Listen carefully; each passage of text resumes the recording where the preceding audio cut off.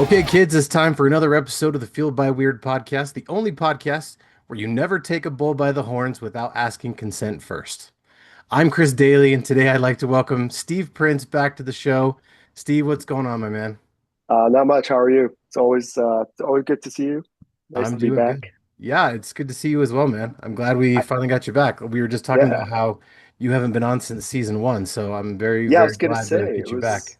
it's one of your early shows. You were one of the first 10, so I Wow. appreciate that. And you've been a Okay. big long time supporter of Yeah, me. And you bought the that's merch. right. That's super That's rad. right. Logo by my friend Chris Chandler. Shout out to Chris. It's fun. I always get comments on it when I wear it. So Really?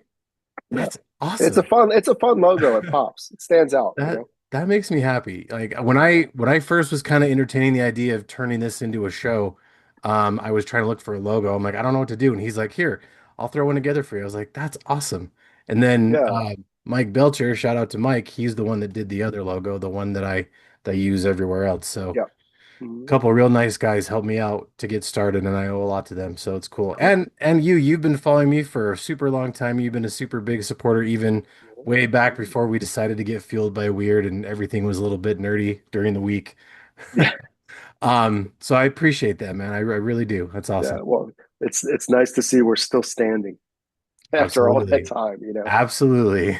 So We're it's still kicking, trying to spread the word of nerd. yeah, yep. Make the world a little more weird. A little bit. There you go.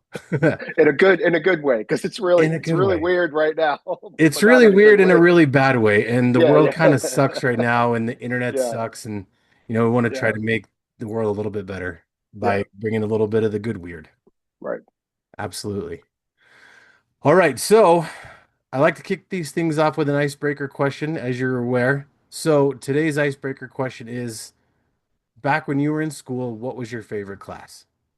And that could be elementary, junior high, high school, college, whatever. God, that's hard. You It see is, that I of have to course. think about it. I mean, honestly, probably the one I took a lot of was history. Okay. Yeah, see, I the good always, I always, icebreaker questions are the yeah, ones that make you think a little bit, I, so it's I good. I always enjoyed history. And in college, I took a lot of history classes that I didn't have to take just because there was like one that was like the history of the samurai, kind of like delving into the origins of that. I always liked history. That's Um, cool. yeah. Very So cool. I think for me, I was a little bit unorthodox, and one of my favorite classes was yearbook class because okay. I was a big nerd. Freshman year, I did some writing for the school newspaper, and Hmm. that kind of translated into starting to dabble in photography a little bit. And so I Okay. did sophomore, junior year, I did photography for the high school yearbook, and then senior year, I was co-head photographer. So I did a lot of photography back in the day. And that was just kind of one of my favorite classes because it wasn't like the typical math, English, history, or whatever. It was Yeah, one where I could kind of be a little more creative and kind of, have a little bit more input on stuff. So that was probably my favorite class. that's cool. See, it's interesting because I didn't do yearbook. And one of the reasons I didn't, because when I was in school, and even art classes, I would always get pissed off at art classes because I just wanted to make comics and draw, you know. And back Yeah. then, I would take art class and say, well, I want to draw comics. I want to learn how to draw, the human figure or whatever. And the Yeah. teachers would just be like, oh, they would like, that's not real art. You know what I mean? It's weird. And this Yeah. wasn't like, it's not like it was so long ago. So I was always making comics on my own and doing that stuff on my own. That's cool. Um, and drawing on my own and I would hand them out. I would photocopy them, and I would hand them out because comics just didn't get any respect, Yeah. uh, I get that. respect back then. But Yeah. And I don't like to think about high school either. It was so long ago. It makes me feel old. yeah, Plus, it does. my oldest is graduating high school this year, so that makes me feel even more I old. saw that. I saw Dude, that. I graduated in 2002. It makes me feel ridiculously old. Yeah. And it's I didn't think about it until just now, or not now, but just recently that my wife and I met when we were as old as my oldest daughter now. So it's kind of like Wow. super weird how that works. Like Yeah. it makes sense, but it's just weird when you sit and think about it. That's how Yeah. long we've been And together. it doesn't feel that like, No, not at all. you know. If sometimes it feels way longer than that, Yeah, but yeah. it just because life happens. But yeah, don't Right. get me wrong, though. I love my wife. It just doesn't feel like it's sometimes me. Everyone that's married can relate with me saying sometimes it's like, it feels like you've been married forever, right? Right, right. All right. Well, we just got done with the holiday season. Yeah. Christmas is wrapped up and moved on. Um, but I kind of want to go back a little bit and just kind of talk about, around the holidays, do you have any kind of favorite holiday tradition that you and your family like to do every year? Um, well, my son was born on Christmas. Oh, nice. Yeah, so we have his name is Vince, so we celebrate Vincemas. That's awesome. That's cool. Do And you he guys? gets I didn't do it this year, but I usually get him a t-shirt that says Merry Vincemas. Oh, nice. And but we usually just go see a movie and That's cool. dinner, like he gets to choose where. So it's very yeah, it's a lot around there around Hey, that time.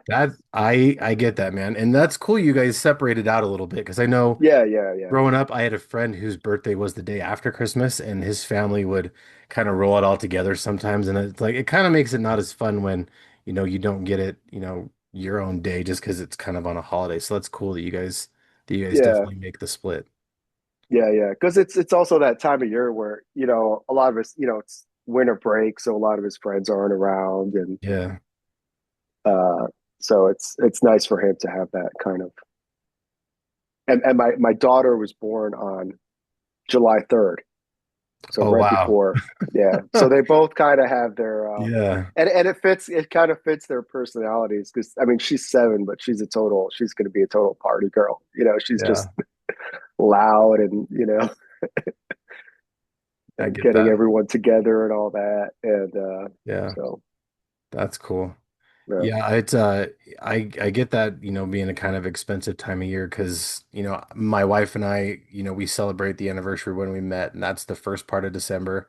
Then Oh we've got wow, okay. then we've got Christmas. Then her birthday is in January. It's actually this Yeah, my coming wife. Yeah. this coming Sunday, and then Okay. Valentine's Day.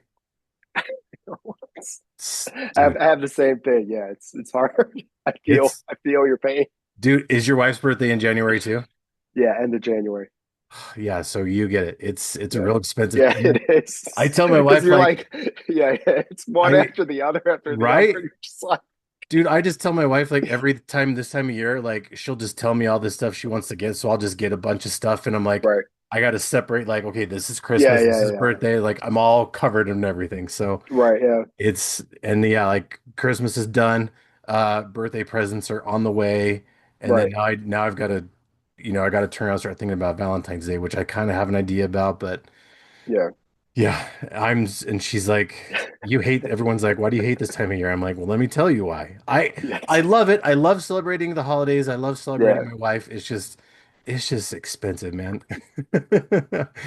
I'm glad someone else can I feel know my pain. exactly how you I feel. I'm glad. That's awesome. Um, so I saw recently that you attended the Latinos Comics Expo. How did that go? Oh, that was cool. That was a fun show. That was the first time I did it. I shared a table with El Cartoon, Jesus Pedroza, who's an artist. He did a couple covers for Monster Matador. He's drawn a Linkin Park autobiography Oh, that's for 10 cool. Ton Press, and he does a lot of lucha comics in Mexico. Ooh, I'm gonna have to look into that. Works with a lot of the luchadors. That's cool. I'm gonna have to look into that because I'm a big pro wrestling fan, as you Oh probably yeah, just yeah, because yeah. we've I been know. friends for a while. Yeah, But that's cool. I'm gonna have to look into that. That's awesome. yeah. But Very, very yeah, cool. that was a fun show. It's a 1 day show. This year it was a 1 day show. It's usually 2 days, but it's very focused on like Latino creators and comics and things like that. And it's really I like little shows like that that are more focused. Yeah, I mean, it's fun to do like San Diego and things like that, but these kinds of shows, you kind of you can interact more a little more with fans, but also just getting to know creators a little better and meeting people that you usually just kind of meet in passing at shows, and yeah. it's fun. Yeah, I can imagine like at San Diego Comic-Con, it's got to be so crazy because you've got people rushing by all the time and there's all that other shit going on and It's yeah, it's it's insane. and I'm sure it's It's loud. nuts. It's hard to talk to people, I'm sure. So Yep. yeah, these littler shows I think are a lot more fun because it gives you, like you said, it gives you more time to Yeah. talk to people. You can actually hear what they're saying. Plus, you've got the downtime where you can, mingle and network and chit Right. chat with other people nearby. That's Yeah. cool. Very awesome.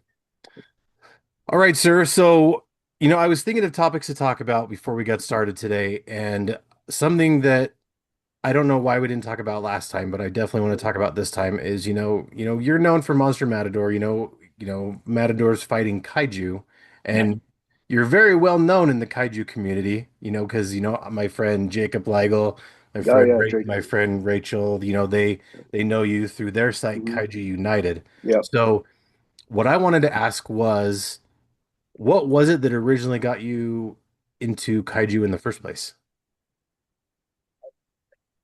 Just, I mean, I think like everyone, just kind of catching those movies on TV randomly when I was a kid. Hmm. Godzilla, and I always liked Mothra. That was kind of my favorite. But I mean, Monster Matador was sort of by accident.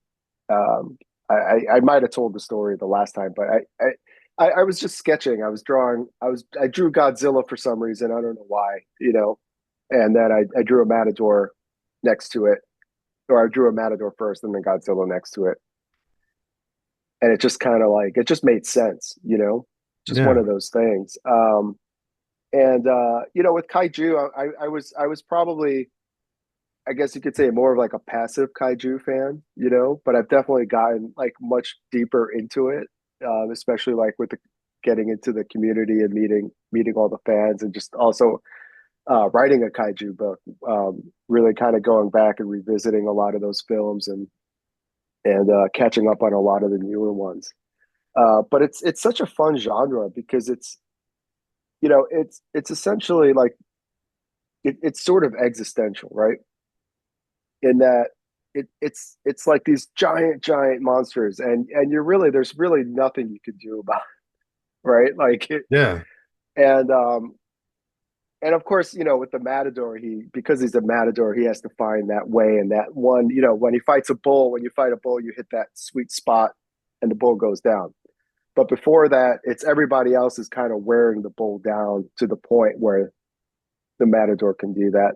And that's kind of reflected in the stories, um, that we tell. But the main driving force for the book is a father who's trying to make a better world for his daughter. And the kaiju are sort of this existential threat, right? And as a parent, what you deal with every day is like, how do I, you just want the world to be a safe place for your kids to grow up in. Yeah. And with the Matador, it's like he defeats one monster, there's another monster. There's always, and that's kind of like the existential threat in question. Is like there's always going to be something. Yeah.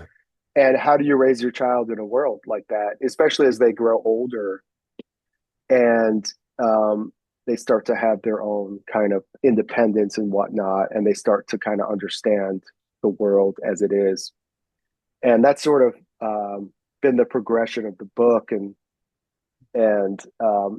as we see his daughter get older, and she's kind of wanting to be like her dad and fight, but he doesn't want her to do that because he's like, you know, that's not the world I want for you. But how do you raise how do you protect a kid in a world like that? It's true. And obviously we do it, with these big epic battles, and monster fighting matadors and luchadors and all this stuff. But that's always been kind of like the thrust of the book. Yeah. And with kaiju, it's a lot of fun because they can be anything. Kaiju is just a monster. So you can True. just play around with that. With that, we've had these, giant flies. We've had a giant cockroach. We had like giant like lizards. Now we're doing our take on chupacabras, which start off as like the skinny kind of dog that's what it's a chupacabra, but they transform into these giant, you know, monsters and things like that. So Yeah. and I think that's part of the reason. originally Godzilla, right? It was a response to like the nuclear threat, right? Yeah. It was this kind of existential threat. And we're kind of in a similar, I don't want to say, not to compare it, but I think there's a lot of anxiety and fear about what's going on. I Yeah, think we're kind of like, in a way, a kind of transitional point of history, for sure. but it's like, it feels like every day there's something, whether it's, wars or this or that or AI or all these things. And it's the same way like horror movies and things like that are cathartic. I think like kaiju stuff is cathartic because it's not something that you can just fight. You know what I mean? It's not something you Yeah. can really stand up to and whatever. So and I think that's why they've kind of come back into flavor the past few years, is because a lot of these things that we're dealing with don't feel just so big that, Yeah. we don't know what to do about it, like AI Yeah. and all this stuff. So it's a fun, it's a, I don't know. I just think it's very relevant, and you can sort of work through different themes, like I was talking about, through that feel. I, you know, I think like, like in the '80s, it was very much like the Cold War, right? But Yeah. but it was the US versus communism, or whatever you want to call it, Russia. But those are threats you could go, okay, we just have to fight a war to defeat the bad guys. And a lot of the media at that time, that's what it reflected, right? It was Yeah. like Red Dawn or Rambo or whatever. You go and you fight the monster or predator, and that's it. You're done. You won, right? You move on. Hmm. Whereas now we're in a place where we don't even know how to fight these monsters. We don't even know how to defeat these things. It's almost like a hydra. So I think there's something cathartic about kaiju, in the sense that, we can tell stories and showing how characters kind of deal with these kind of existential threats. Oh yeah, for sure. So Big monsters, yeah, there's that kind of little spot in your brain that's like in that primitive spot where it's like, giant monsters are awesome. Especially, right. kids from the 90s who are big Power Rangers fans, you got big monsters Yeah, all yeah, the yeah, time. So I yeah, mean it's kind of, nostalgic that way, and in a way it's a good way to kind of, like you said, to escape from all the stuff that's going on in the world, just to forget about all your problems and just, it's giant monsters and how we're going to right. defeat the giant monsters. I Yeah, don't know because they're giant, but it's right. going to be fun to find out how they figure it out. Yeah, yeah. And that's, yeah, like I said, it's like that primal spot Yeah, that it's just kind of understands it. like, But oh, yeah, they're giant cool. monsters. Yeah, yeah, and they're cool. I mean, but also they're just cool. Yeah, I mean, and I know one thing for me that I've always kind of been a big fan of that, but Pacific Rim definitely helped kind of bring that out, with a lot of Hmm. people, I think, because I mean, that's a huge focus of it. Not only Yeah, do yeah, you have giant monsters, you have giant robots. And I mean, like, it's kind of the same thing, right. like, giant robots, because it's like, going back again to, Power Rangers or Voltron or stuff like that with giant robots. Like, I'm seeing giant robots in real life. Well, I Right. mean, not real life, you know what I mean, though, but, Yeah, yeah, it's, yeah. But it's it's it's the sense of like you can overcome, like you can get together and figure it out. Yeah, I mean, and when we were little And kids, that's you're playing make believe, and you got like your action figures with the right, monsters and now it's like, blown up giant size, and it's kind of, quote unquote realistic. So it's kind of right. fun just to kind of see that kind of thing play out. Yeah. Yeah. So for people who want to learn more about, kaijus, are there some of your maybe favorite movies that you want to recommend that people can check out, or any other kind of resource that people can look into?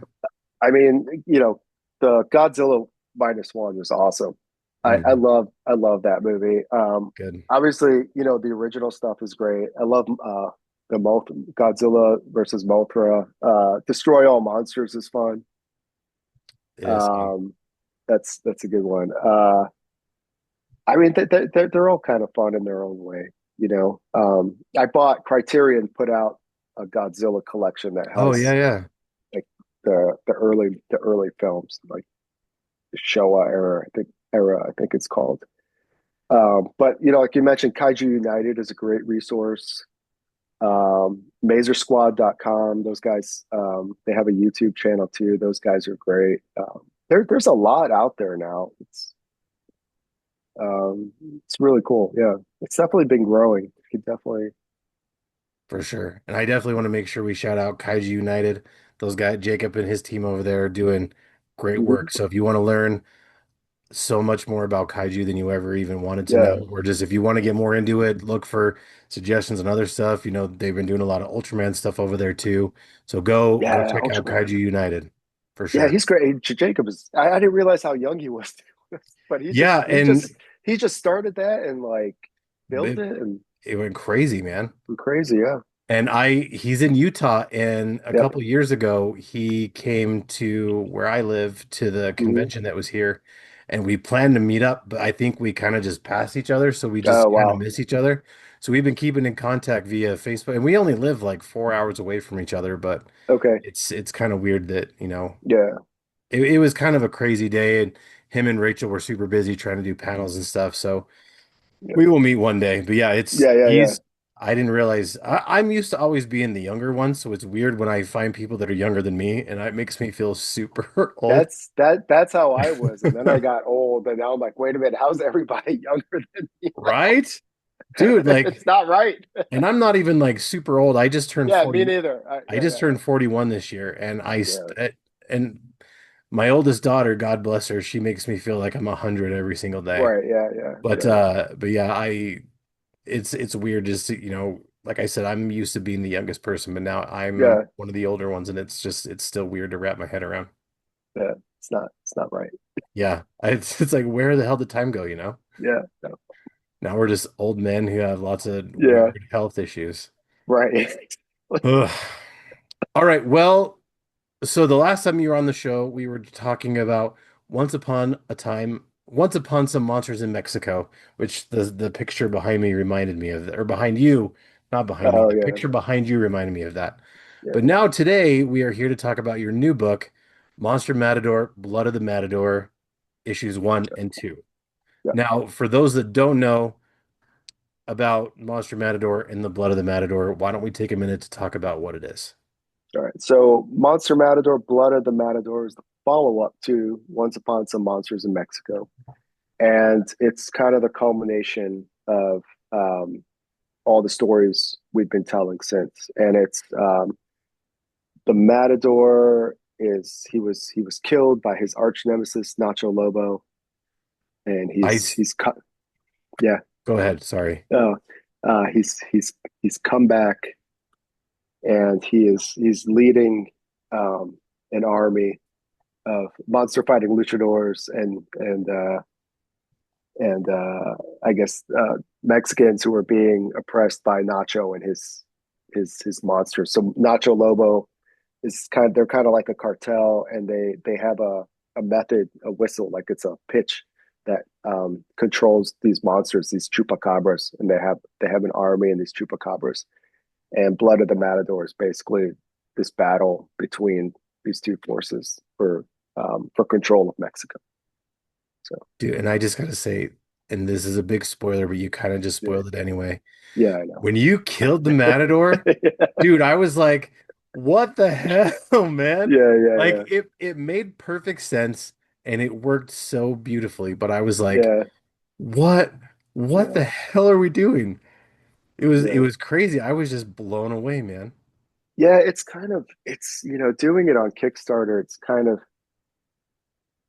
tricky because because of the gap between issues, right? Yeah. So and this was a tricky book to write. That first issue of Blood of the Matador, because the pacing of it, bringing him back and all this stuff, and even though it feels like, oh, okay, it's kind of like the next issue is actually like, I don't know, 4 or 6 months or whatever. Yeah.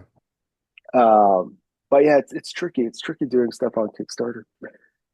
Yeah, for sure. Because Um, you've got a lot of times where, and I have not noticed this I have not noticed this problem with you, mm, but I've noticed it with a lot of people where yeah, they leave cliffhanger endings, and then you kind of just get stuck on that forever because they don't have a Right. chance to go back and finish it, or they don't have the time or the resources, or any number of things. So it's Yeah. it's definitely got to be tricky to do something like that. Yeah. I mean, I've been lucky. Fabio Alves, who's been the artist since we started with Tangle with the Matadors, Alex Ziff, who's the colorist since we started. I've been lucky that we've been able to kind of keep it together, you know. Yeah. It's probably a little more common now, I think, maybe with Kickstarter books. But back when we started 5 years ago, that was a big issue where you'd get one or two issues and then you'd get nothing. Um, and uh, I work we work a bit ahead because I need Fabio has an opening in his schedule. I've got to keep him busy and Alex. So I knew going into it that we'd be able to complete it. You know what I mean? Yeah. And have the same team doing it. That's one of the things that's been important to me is having that consistency.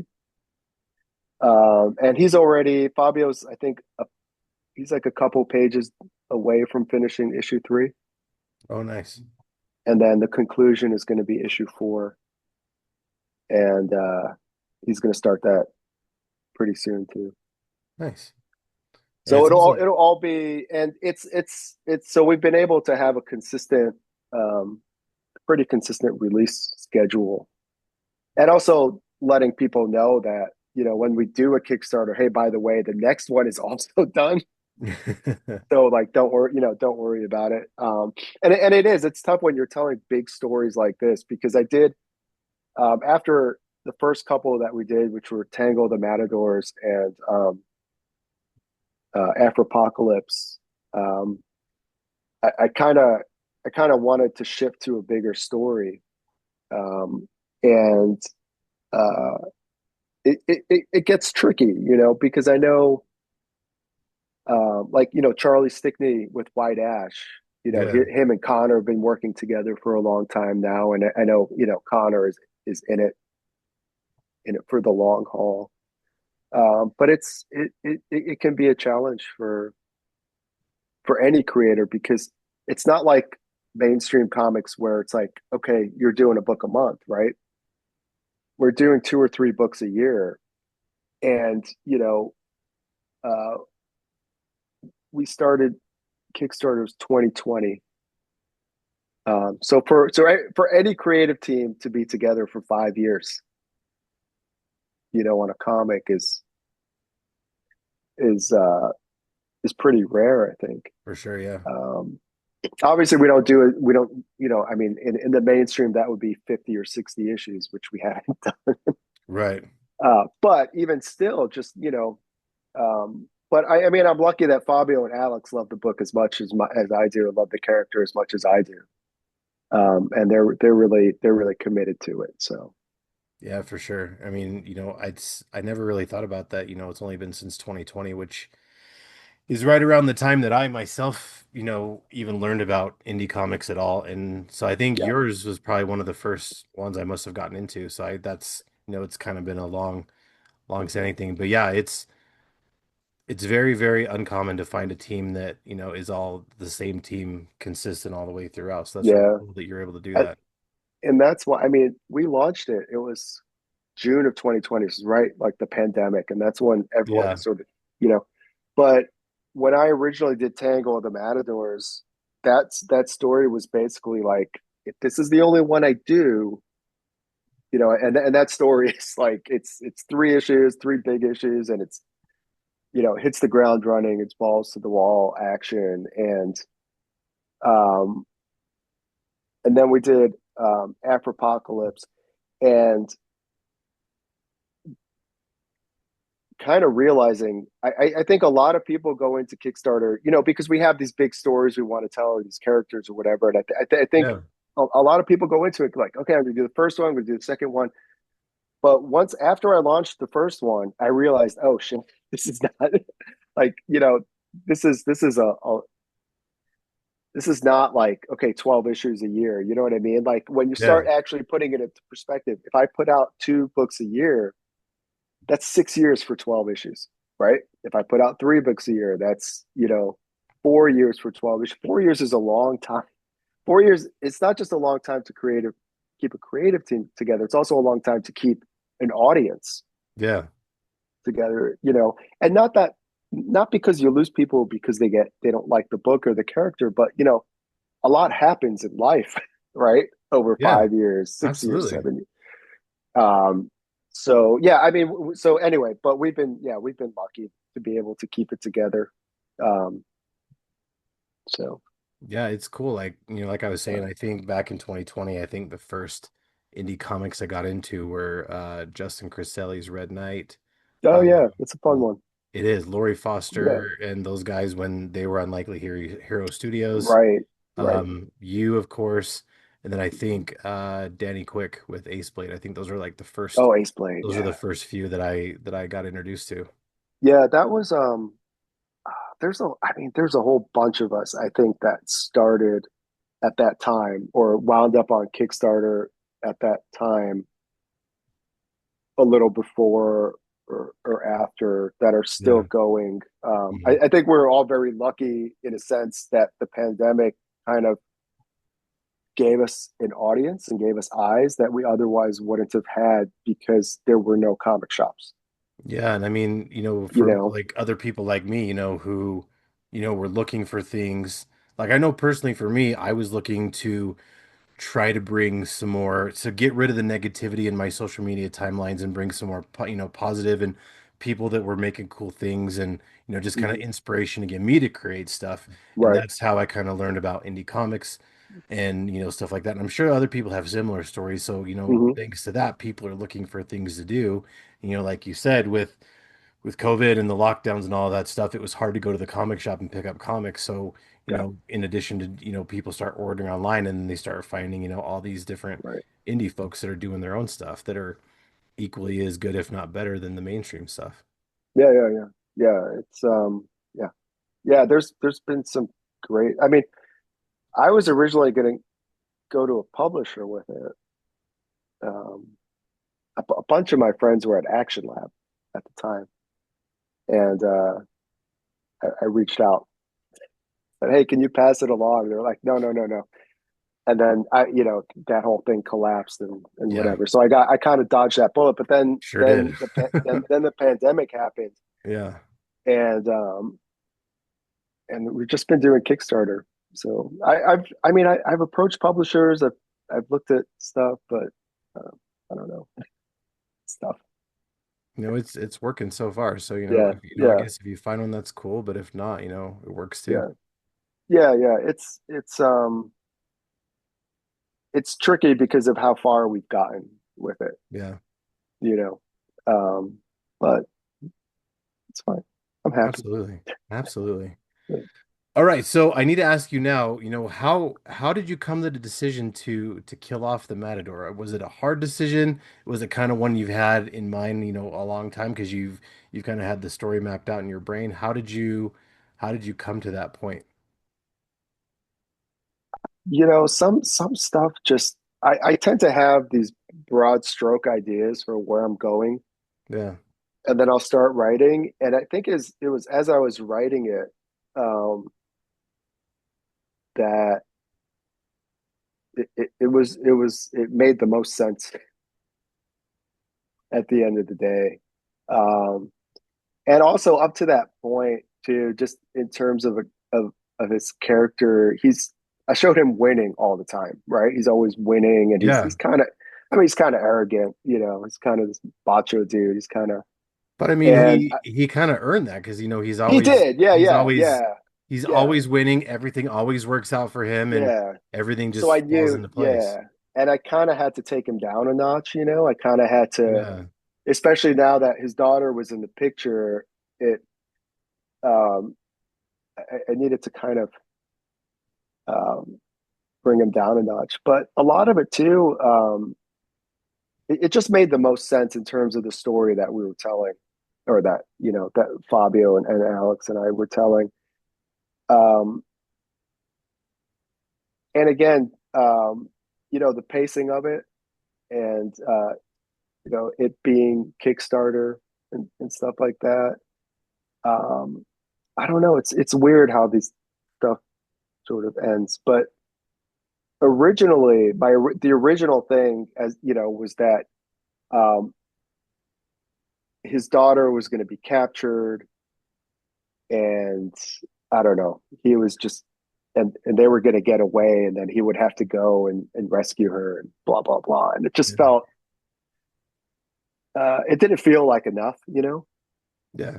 Um, and it's weird how it works because you get these ideas, and then um, uh, and I don't want to spoil too much, but Yeah, that it if it if it it's gonna be kind spoiled, don't worry. it kind of ties into plot points that are coming up. But he was like abandoned as a child, and he always had this thing that his dad abandoned him, and this and that, and in Blood of the Matador, we'll actually learn the truth about it, and part of that is him going into the afterlife and being and confronting his father and his mother and all this stuff. And Oh wow. so I don't know, there's a lot of just, I don't know. I wish I had answers, No, that's okay. but Yeah, it's and weird. It's weird how sometimes you just write and the story just kind of dictates itself, and you hit a point and you realize like, oh, okay, that's kind of where it has to go. yeah. Yeah, and Um, if something's gonna get spoiled, don't worry about, you can just yeah, tell me yeah. to But it was, pass or but it whatever. was, it was kind of writing too. And at the end of, he's basically, it's him and then Nacho, and really the only other option is like, okay, he's going to go and fight this whole army of people with guns and whatever. And it takes him. It just felt, even though it's a book where a matador fights and defeats kaiju, it felt like a bit over the top. You know what I Yeah. mean? And it felt like, no, it's, he's you got to take him down a notch. But that opened up a whole set of kind of possibilities, but also just it made sense with what I was trying to do with the character and everything. So Sure. yeah, So the original plan wasn't for him to die, it just kind of just came while you were writing. yeah, I kind of like how when that kind of works because I've mm, got into stories where I'm like, all right, this is exactly how I want things to happen, and as you're writing it, it's kind of just like you just have that kind of that aha moment, like, yeah, no, I want it to go this way, but it's taking me this other way, so let's see how that goes, and usually that ends up working better than the original way. right, yeah, yeah, yeah, yeah. You just kind of have to uh, just have to go with it. Yeah, that for that sure. that's one thing I've learned, like in writing and whatever. A lot of time I have ideas of where I want to go, but the story or the character will have a different idea, Yep, I get that. and part of growth, I think, as a writer or artist or whatever, is just kind of following that instinct as opposed to what you want. Yeah. No, I get that. Like I said, I've had that happen with, my stories where the character's like, nope, you want me to go this way, but I need to go this way. Yeah, yeah, yeah, yeah. I, It's I weird. It's weird. It's weird. Like, it's weird. I think it's only yeah, something that writers will understand, yeah, yeah, honestly. yeah, But it yeah, to a writer that'll make perfect sense. And I yeah, get it.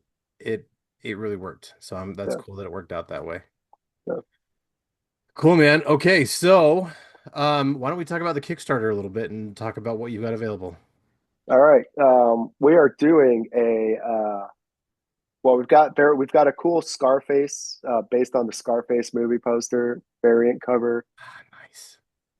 We've got a Art Nouveau inspired cover from Jesus El Cartoon Pedroza, which turned out amazing.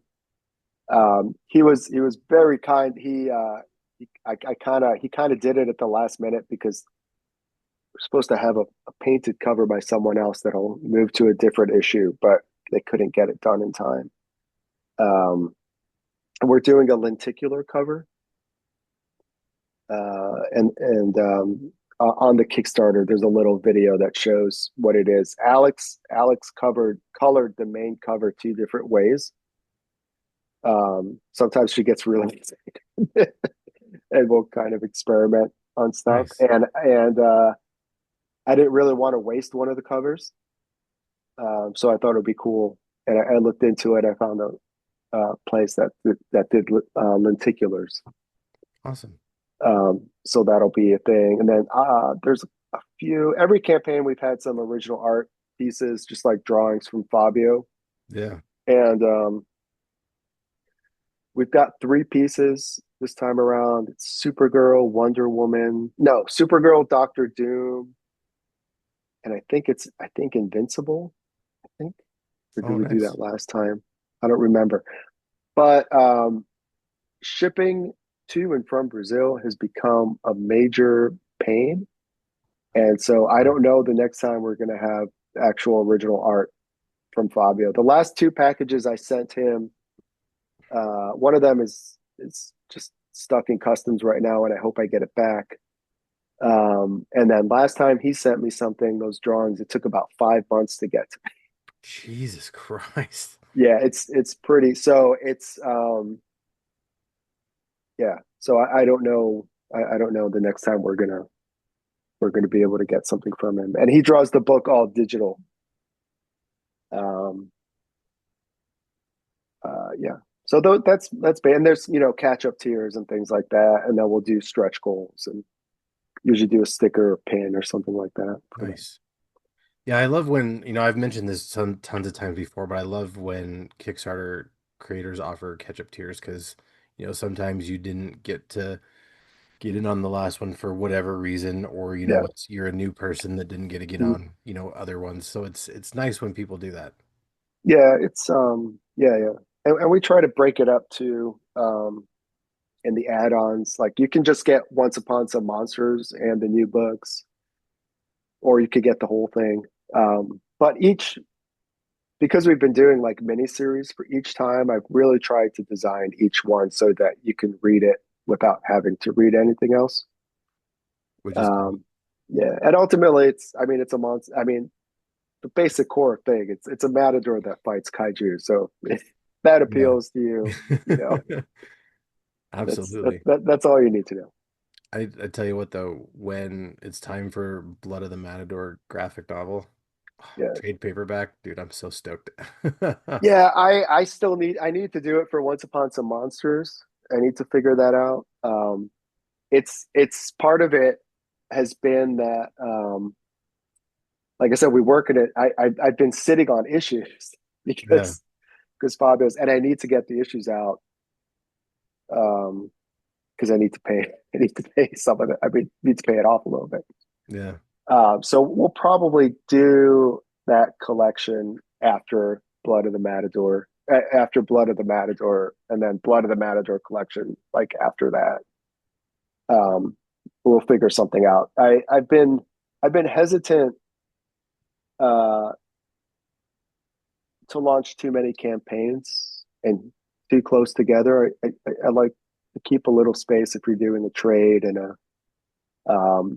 it's and a lot of creators have been feeling it. Obviously the economy is not great, and yeah, crowdfunding is also it's just exploded. totally. Um, so, but it will come. I promise. It's There will be a collection. it's exciting. Yeah. I'll definitely get I into it also for need space. I actually I need to reprint probably sooner than later the first paperback sure. Definitely. because I'm almost out of those. So Nice. Hey, that's a good problem to have. yeah, it's a good problem. Yeah, it's a good problem to have. But it's coming. Sure. It's everything is coming. Yeah, Nice. So, yeah, as the time we're recording this, it's January 5th and you are launching tomorrow. yeah, Perfect. So by the time this comes out, we will already be launched. So I'll yeah. make sure And funded. Yeah, and yeah, funded. I'll make sure we get the link in the notes. We get it passed yeah, around to social media. We get it passed around to everybody.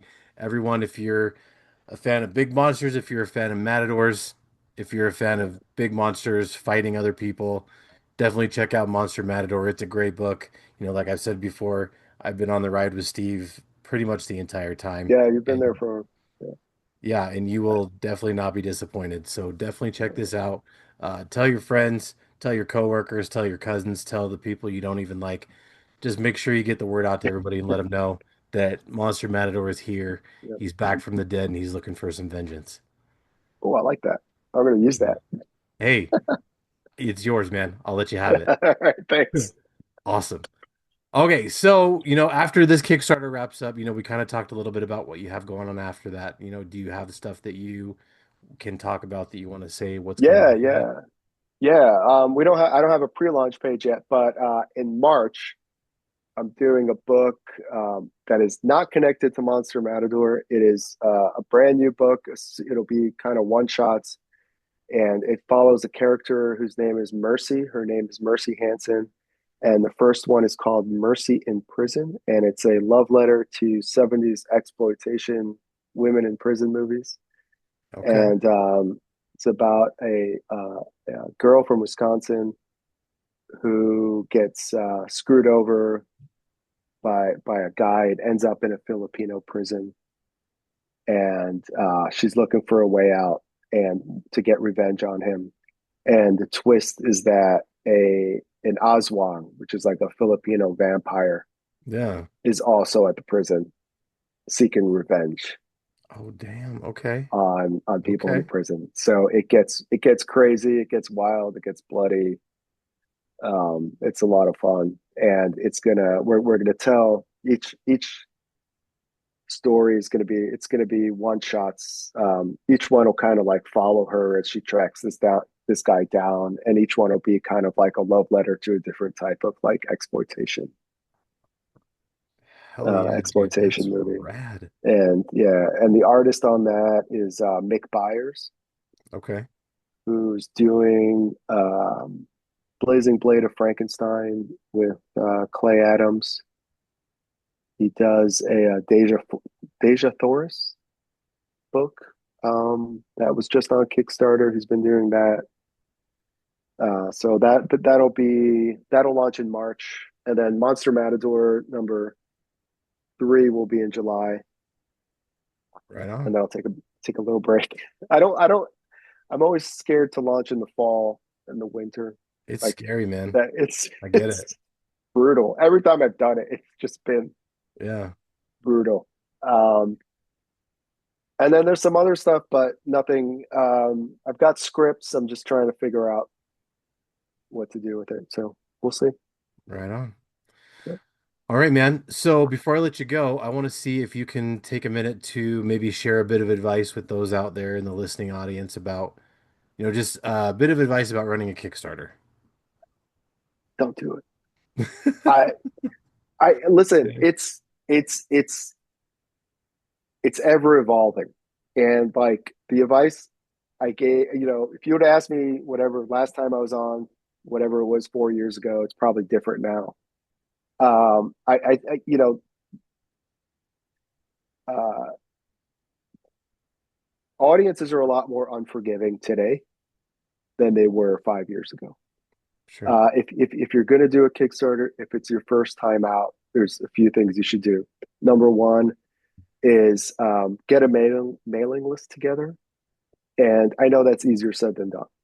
Sure. Uh, but you can start with your friends, your family, anyone you know. At the end of the day, you are asking people for money, and if you're not okay with that, I don't know what to tell you. But at the end of the day, you're trying to raise money for your book. So you've got to ask everyone you know. And bring that with you because your first Kickstarter, if you're a new creator, those are the people that are going to be there for you the first time around, right?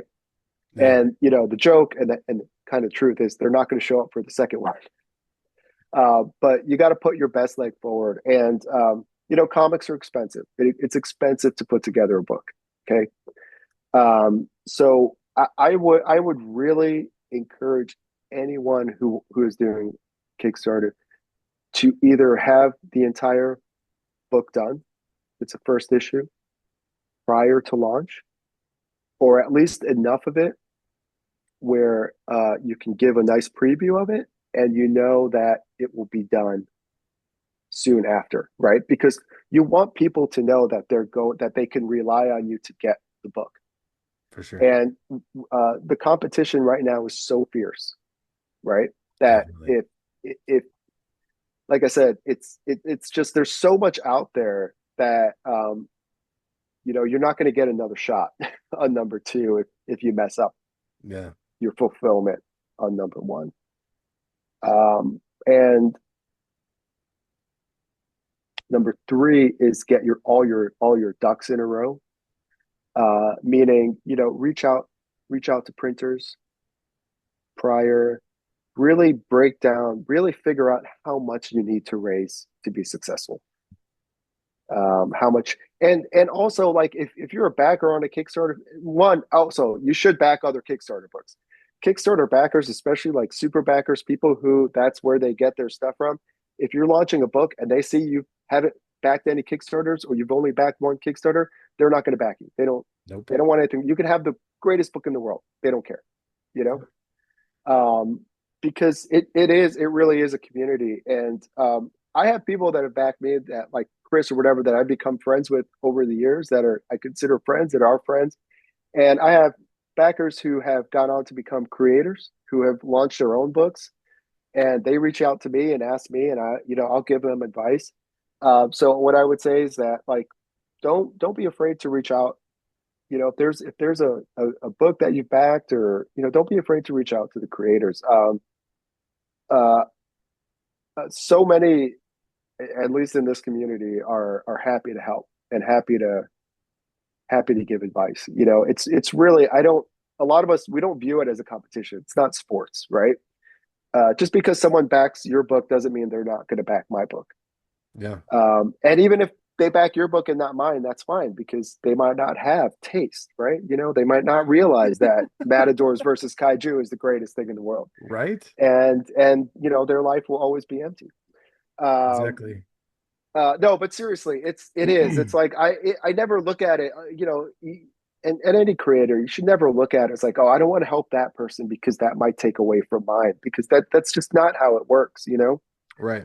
Um, we're all do. I mean, I back a lot of kaiju books. I do a lot of cross promo with kaiju books. I support a lot of kaiju books. I'm doing actually a joint, which will be out with Mazer Squad with Blake, a joint podcast interview with Blake McCarthy, who does a book called Territory, which is about kaiju. He's putting out the trade of his book, which will be on Kickstarter now. So just not what's that? Knowledge is power and all that. It's Yeah. really really important to do your research because there's so many things that go into doing a Kickstarter. You know, and then secondly is really like it's important to know what everything costs and what you can because I think a lot of people a lot of times you'll see a lot of first time Kickstarters and they want to raise $15,000. But numbers wise, you're going to need at least 500 to 700 people backing your book. Oh, You know, definitely. Yeah. um, and realistically, if you're a first time creator coming in without any mainstream experience or whatever, if you get 100 people, that's great. You know, but you probably want to aim between 100 150 maybe 200 or whatever. But Yeah. that's like realistic. Now you got to figure out, well, what's the average spend, right? So like let's say your average is like $20 to $25 a book. So that's like $3,000 to $4,000. That's what you're going to raise, right? And that's all based on the rewards that you're giving. Yeah. If you have stuff where you can do higher tier rewards and people like stuff like draw me in, you know but anyway, that's why you should reach out to people because I can just go on for the next hour No, that's cool, man. I mean, talking about like all the little things that you have to think about. Yeah. yeah, there's so much. And like you said, if you go to back a Kickstarter and see that that person, has backed, you know, less than a dozen, then Yeah. it's going to be harder to back that person because Mhm. they're not if you basically if you're going to become a Kickstarter creator, you better start, supporting the community Yeah. like you said because And I've seen people straight out say, I love this book, but I Yeah, can't back them because they don't yeah, support the community. yeah. And it's also you don't have to back like 30, but like back a Right. dollar, it's just get yourself because just understand what Kickstarter is all about. And Yeah. it really is it's not the direct market, and that's a mistake a lot of people make. It's not the direct market. Kickstarter Right. is its own thing. The Yeah. people who buy comics in the direct market generally don't buy comics on Kickstarter. Yeah. Unless, Skybound does a book, that's what they go to Kickstarter for. Yeah. People that are really buying comics on Kickstarter, the big backers, the people that are backing over and over and over and over again, they want to be part of the community. That's why they're there. And they want to feel like they're part of the community. They want to know that they're helping someone who's part of that community, you know? And also just by backing other campaigns, even if you're just doing the minimum dollar or whatever, you're kind of seeing, you're researching how everyone else is doing it. You see how they run their updates, how they manage their fulfillment. Um, it's so important, because you'll start to see what works and what doesn't. Yeah. And like you said, every dollar matters. Every Yeah, back, whether it's digital, because it just physical, gets you in the whatever. algorithm. Even if Yeah. you're just backing a dollar, that gets the campaign moving. It gets the campaign moving up. I mean, when I started, we all backed, we all copied. We'd all go to Charlie Stickney's page for White Ash, and if you look at our old campaign pages and Charlie's Yeah. old campaign pages, you'll see everybody. It's the same structure. It's the same thing. And then as Charlie would change his, we would all kind of change how we did it. Yeah. So yeah, it's definitely get into uh, that ecosystem and start researching. Definitely. And I know one thing that's really important is, when I was first kind of getting into indie comics and being a Mm. backer with Kickstarter, I backed one Kickstarter campaign, and you might know this person. I'm not going to worry about talking about them right now because they don't really matter anymore. But they told me that my opinion didn't matter because I was only a digital backer. And I Oh was wow. like, what an awful thing to say to somebody. Because, like you said, everybody knows that every dollar matters. And, it doesn't matter if as long as the comic's getting, supported, whether it's the digital version or the physical version, Hmm. every bit matters. And, Listen, yeah, some people only back the digital version because they yeah, don't have yeah, room for the physical ones or, yeah, yeah, yeah. whatever. Anyone who's willing to give me a dollar, I'm very thankful for. Right? And here's the thing: I've done. I think this is my 11th or 12th campaign. I don't know, but I have people who started physical and then they go to digital. I have people who start digital and then they will go to physical. I have people who just do digital, and it's fine. Like I back a lot of Kickstarters too, and some I do physical, some I do digital. Like Yeah. I don't know, and part of it too is like, you know, we're not always flush, every time a campaign Right? comes up. There's a lot of things that go into it. And sometimes I just want to support a book. I just want to support a creator. It might not be my cup of tea. It might not be a thing that I'm that interested in, but I want to support those people. So there's a lot of reasons for it. And yeah, you should never be made to feel bad of whether you're doing digital or whatever.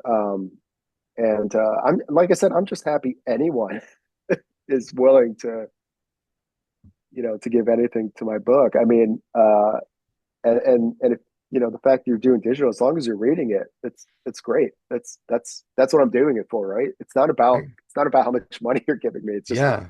I want people to enjoy what we're doing. I mean, plus, I can't even tell you how many times that I've seen it.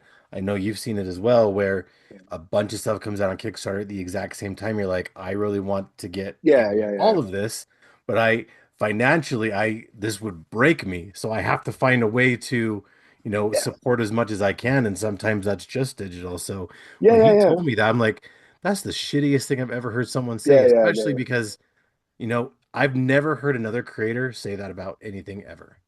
yeah, and yeah, yeah. No, that's not cool. Yeah, But it's yeah, and a lot like I know I have a lot of international backers that have had to change to digital and things like that. But yeah, to me, the fact that you're still getting the book is amazing. I don't Yeah. care. It doesn't matter to me, because international shipping is just Ridiculous. it's a cluster. Yeah, Yeah, I'm it's sure. yeah, and not even the shipping, but it's. I think now they have to pay tax. They have to pay once it gets there. They have to pay a VAT. It's a whole mess. So it's just Yeah. the cost is just it's crazy. So it's almost like those people you want to encourage just to get digital only. Yeah, yeah, yeah. All right, man. Well, enough about the negative. Let's swing back to the positive a little bit. Yep. Where can people stay up to date with stuff coming from you so they know, about future books and stuff like that coming? Where can they find you? I'm on Monster Matador on basically all social media. So Blue Sky, Facebook, X, I guess they call it X now, Instagram. There's also monstermatador.com, which I don't update as often as I should. But now that I'm branching out of Monster Matador, I got to figure something out. But Monster Matador at Monster Matador basically be the main place. Very cool. So, Now, for me, I want to take a minute to thank Polygon Horizon. Their song Pizza Force is the song that we use for the show. Check them out on Bandcamp and SoundCloud. They're a great band. Go give them a listen. Go give them some love. You can find Fueled by Weird on Instagram, Facebook, TikTok. You can shoot me an email at fueledbyweird@gmail.com. Fueled by Weird's on YouTube, Spotify, and wherever you get your podcasts. And you can check me out, not us, it's just me. yeah, On my Linktree, just go to Linktree, look for Fueled by Weird. You can find me that way. Make sure you check out my dude Hassel Hutchison. He's got a channel, the Nerdy Manroom Show. He's got lots of cool stuff over there. Make sure you go check him out there. And myself, Hassel, Monster, and Big Rob, we make up the Stay Weird Network. It's a not brand new. It's a podcast network dedicated to bringing some awesome back to the internet. We've got a YouTube channel at Stay Weird Network. We've got an Instagram, and we've also got an email at stayweirdnetwork@gmail.com. And, like you were mentioning before, I just put out a new video series. The first episode is out today called Fueled by Music. I just share some music that I think people should listen to. So go check that out too, along with, Hassel, that he's got some stuff on there about, top fives and stuff like that. Make sure you go check him out over there. If you like the show, please leave a review and tell your friends because word of mouth is my friend. And remember, kids, life's too short to be normal, so stay weird. Steve, thanks for coming to hang out with me, man. yeah. Thanks for having me. Always good to catch up. Absolutely.